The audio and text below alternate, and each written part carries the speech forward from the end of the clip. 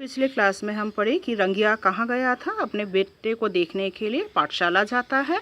वहाँ अपने बेटे को पढ़ते हुए देखकर उसके मन में काफ़ी संतुष्टि पैदा होती है और वहाँ पर जब मास्टर जी उसके पुत्र का बहुत ही गुणगान करते थे, उसकी आनंद की सीमा नहीं रहती। मास्टर जी यह कहते हैं कि वह पढ़ लिख कर बहुत बड़ा आदमी बनेगा और आपको मोटर में घुमाएगा।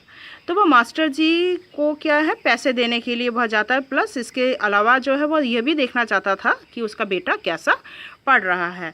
तो कुल वे 4 रुपये देकर मास्टर जी को प्रणाम करके लौटता है। तो कुल मास्टर जी के पास कितने पैसे जमा हो चुके हैं? 204 रुपये।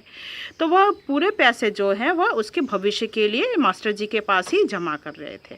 तो लौटते वक्त वह अपने एक अध्यापक से ये भी पूछते हैं कि क्या वह पढ़ सकता है या नहीं। तो वो अध्यापक ये भी कहते हैं कि हाँ, वयस्कों के लिए जो है रात्रि में पाठशाला में पढ़ाया जाता है।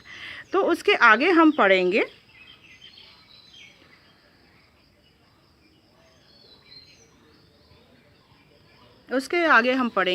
पृष्ठ संख्या आप लोग 120 खोलिए। रंगिया इतना खुश था कि उसके पांव ज़मीन पर नहीं पड़ रहे थे। वह सोचने लगा अगर वह भी पढ़ना लिखना सीखेगा तो उसकी बिरादरी वाले अचरज करने लगेंगे। लेकिन इस उम्र में वह पढ़कर क्या करेगा? वो ये भी सोचता भाई इस उम्र में पढ़कर क्या करूँगा, पर उसके मन में क्या है, पढ़ने के प्रति मन में इच्छा जागृत होती है। ना, अरे क्यों नहीं, सबको पढ़ना लिखना चाहिए। बड़ी उम्र हो गई तो क्या हुआ, फिर वह सोचता उम्र हो गया तो क्या है, सबको पढ़ना चाहिए। रमन की तरह वह भी पढ़ लेगा। तरह तरह के विचार उसके मन में उठने लगे। रंगिया अपने बच्चे को याद करके बहुत खुश हुआ। उसका बेटा पढ़ लिख रहा है, वह दूसरे बच्चों की तरह नहीं। उसके पल्ली में जो बच्चे हैं वे अनपढ़ गंवार थे, ठीक है। तो उसका बच्चा थोड़ा हटकर था, तो इसीलिए वह बहुत गर्व महसूस करता है। जाने वह पढ़ लिख कर कितना बड़ा आदमी हो जाएगा। अगले साल दूसरी में, फिर तीसरी में, चौथी में, इस प्रकार वह सपने देखने लगता है और वह खो जाता है। हाँ, मास्टर साहब ठीक कर रहे थे, कल रमन बहुत बड़ा आदमी बन जाएगा। तो ये सोचकर उसे बहुत खुशी हो रही थी। चाय की दुकान के पास पहुंचकर रंगिया ने अपनी थैली उठा ली और घर की राह पकड़ी। फुटपाथ पर चलते चलते नाले का पुल पार करके वह थिएटर के सामने वाली झोपड़ी के पास पहुंच गया। तो वह कहाँ रहता था? देखो, नाले के पास थिएटर की, नाला जो है उसको क्रॉस करने के बाद एक थिएटर थी, उसी के पास उसकी झोपड़ी थी, वहाँ पर रहता था। जिधर देखो उधर क्या है, चमड़े के चिथड़े पड़े हुए थे, टुकड़े जो है ना, फिर जूते के जो चमड़े होते इधर उधर चिथड़े पड़े हुए थे, चप्पलों के चिथड़े पड़े हुए थे। और ठीक वैसे ही थी यहाँ के लोगों की ज़िंदगी और वहाँ के लोगों की जो बस्ती की जो ज़िंदगी थी वह चमड़े के चिथड़ों से तुलना की गई है।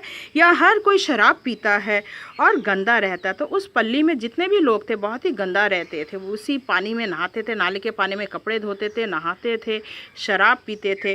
तो इसीलिए रंगिया इन लोगों से दूर रहा करता था। पृष्ठ संख्या 121 खोलो। नाले के किनारे एक मोड़ पर ही है रंगिया की झोपड़ी। तो उसी मोड़ में क्या है, रंगिया की झोपड़ी है, 3 शहतीर वाली। यहाँ की झोपड़ियों में वह एक इमारत जैसी है। तो बाकी जो झोपड़ी थी बिल्कुल ही कच्ची थी, पर इसकी झोपड़ी थोड़ी बेहतर होने के कारण क्या है, इसकी इमारत सबसे बेहतर थी। झोपड़ी के बाहर चबूतरा था। रंगिया जाकर उस पर बैठ गया। वह बहुत थका हुआ था, दिन भर का काम, इसलिए थक गया था। कंधे पर जो थैली थी वह अपने आप नीचे लुढ़क गई। उम्र के साथ साथ रंगिया की शक्ति भी क्षीण होती जा रही थी। बच्चे को बड़ा बनाने की एक आकांक्षा उसके शरीर में को चलाई जा रही थी। देखो, वो दुर्बल हो चुका था, उम्र हो चुकी थी, मगर हाँ, लड़के के लिए मतलब बच्चे को कुछ बनाना है, इसी दौड़ में क्या है, वह कुछ काम करते जा रहा था। तो इसी शक्ति में कि हाँ, लड़के को एक अच्छा इंसान बनाना है, वह अपने काम में लगा रहता था। धूप में चलने की वजह से उसका सिर चकरा सा गया था। उसने थोड़ी देर तक वहीं बैठकर आराम किया, फिर बाहर देखा। उसने अंदाज़ा लगाया कि दिन के 12 बजे का वक्त है। तो दोपहर का 12 बज चुका था। धीरे से उठा, अंदर जाकर पानी पिया, बाहर आ रहा था कि अचानक रुक गया।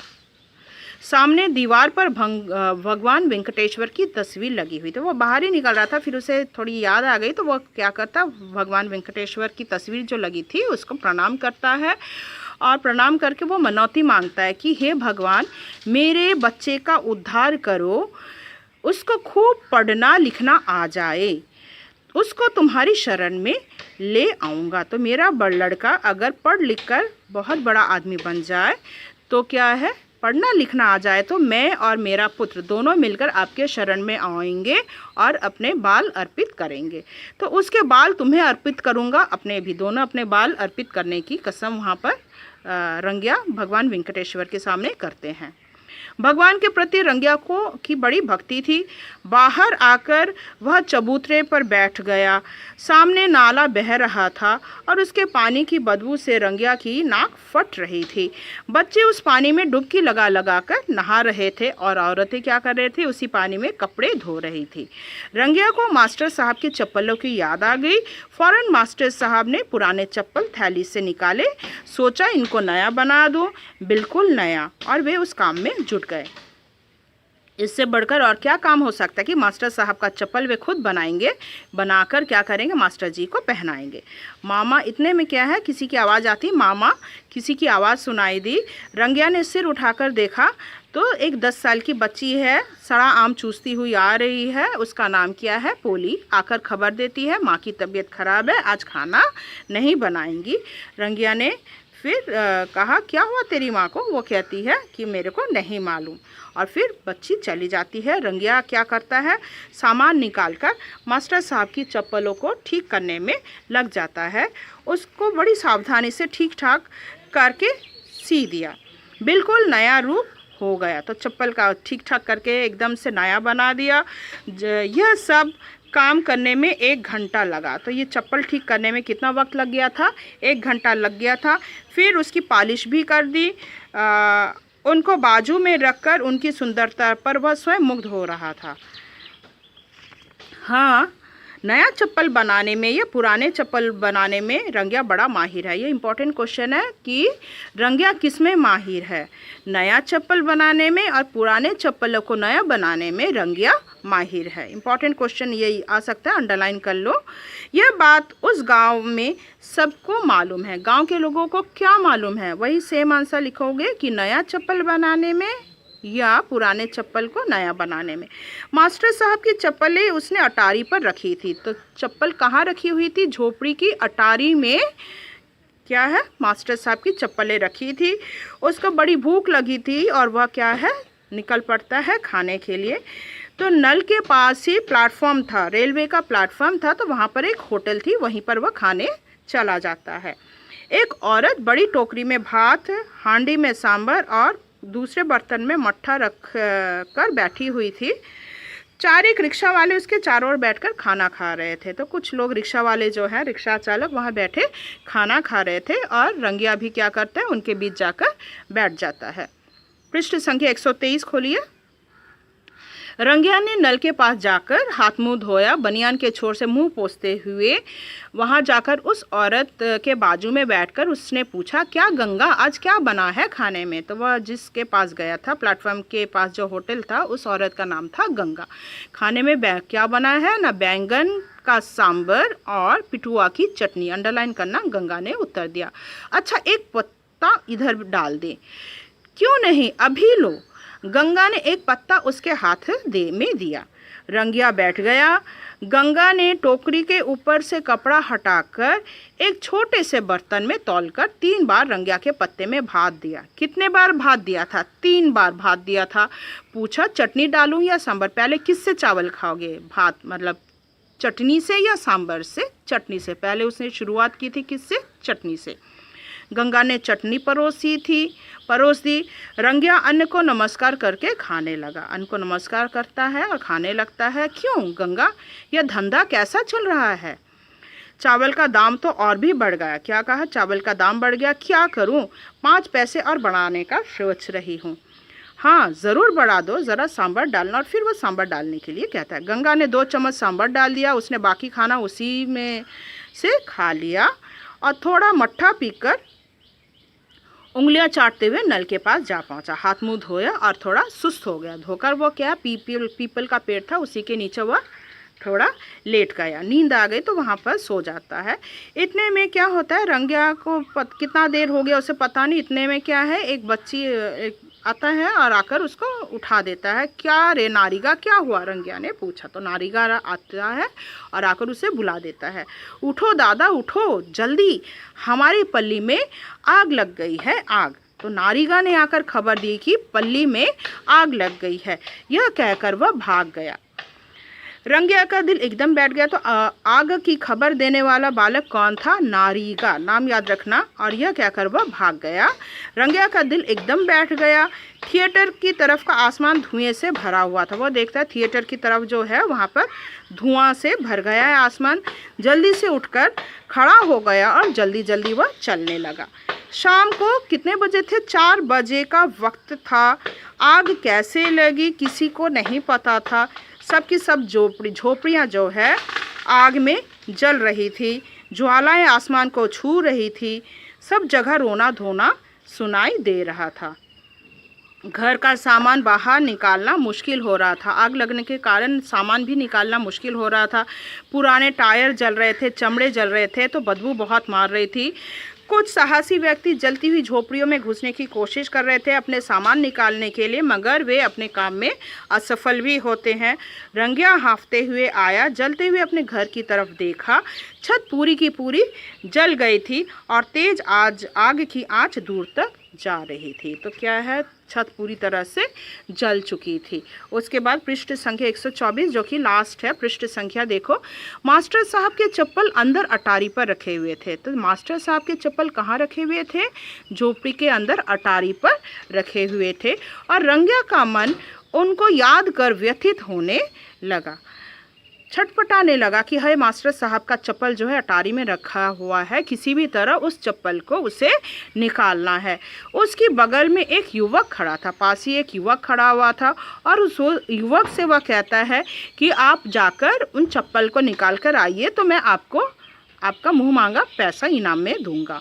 पर वह मना कर देता। देख बेटे, अंदर अटारी पर चप्पल रखे हुए मास्टर साहब के, जरा ला दो, तुम्हें जितना पैसा मांगोगे दे दूंगा। रंगिया ने कहा। दादा तुम पागल तो नहीं हो गए? तो युवक ने क्या कहा? दादा आप पागल तो नहीं हो गए? इस आग में कौन जाएगा? वहाँ इतनी आग धधक रही है और तुम कहते हो अंदर जाकर सामान ला दो। नहीं नहीं, अब कुछ नहीं हो सकता, युवक ने कहा। तो युवक क्या कहता है कि अब कुछ नहीं हो सकता, इतना तेज आग लगी हुई है, जो जाएगा वो तो निकल ही नहीं पाएगा, वो तो जलकर वहीं राख हो जाएगा। रंगिया से रहा नहीं गया। उस जलती हुई झोपड़ी में अगर कोई बहुमूल्य वस्तु है तो वह है मास्टर साहब के चप्पल। उसके लिए और कोई वस्तु उतना मायने नहीं रखता था, वो मास्टर जी के चप्पल ही थे जो उसके लिए सबसे बहुमूल्य वस्तु थी। उनके जलने के बजाय उसका स्वयं जलकर राख होना बेहतर है। जाने वह किस आवेश में था, उसने यह नहीं सोचा आखिर चप्पल है, नया बनाकर दिया जा सकता है। पर उसका दिमाग तब काम नहीं कर रहा था। वह चाहे तो नया चप्पल बनाकर दे सकता था, मगर उसने सारी शक्ति केंद्रित करके वह झोपड़ी में घुस गया। आग लगी हुई थी और वह झोपड़ी में घुस को दम रख देता है, द्वार को धकेलता है। उसी वक्त आग बुझाने का दमकल आ गया। देर तक रंगिया बाहर नहीं आया। दमकल वालों ने सबसे पहले रंगिया के घर की आग को बुझा दी थी। 4 आदमियों ने अंदर जाकर देखा। वहाँ का दृश्य देखकर भय कंपित से हो गए, सब घबरा गए। क्या दृश्य था? वह था रंगिया मुंह के बल, मतलब वह मुंह के बल गया है, पड़ा हुआ था, ऊपर का सारा शरीर पूरा जल गया था। रंगिया जल गया तो वहीं पर उसकी जलकर मृत्यु हो गई थी। इस घटना की खबर भी आग की तरह फैल गई। कौन सी घटना की खबर आग की तरह फैल गई? कि रंगिया आग में जलकर मर गया। वो चित्त मतलब मुंह के बल लेटा हुआ था। दौड़कर सबके सब वहाँ इकट्ठे हो गए। रंगिया को उठाया गया।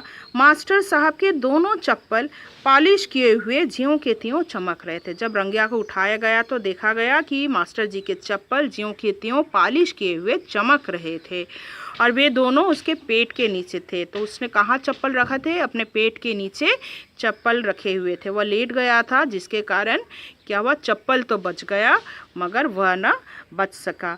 रंगिया के प्राणों का निकलना अगर किसी ने देखा तो उन चप्पलों ने ही देखा था बस। तो ये जो चप्पल ने क्या देखा था? रंगिया के प्राणों को निकलना। बाकी लोग तो कोई आग में घुस नहीं सके, तो अगर रंगिया को मरते हुए अगर किसी ने देखा, जलते हुए देखा, तो इन चप्पलों ने ही देखा था। आशा करती हूँ आपको ये पाठ का सार समझ में आया होगा। अगर अगले क्लास में मैं आपको इससे संबंधित जो प्रश्नोत्तर है मैं आपको भेज दूँगी। धन्यवाद।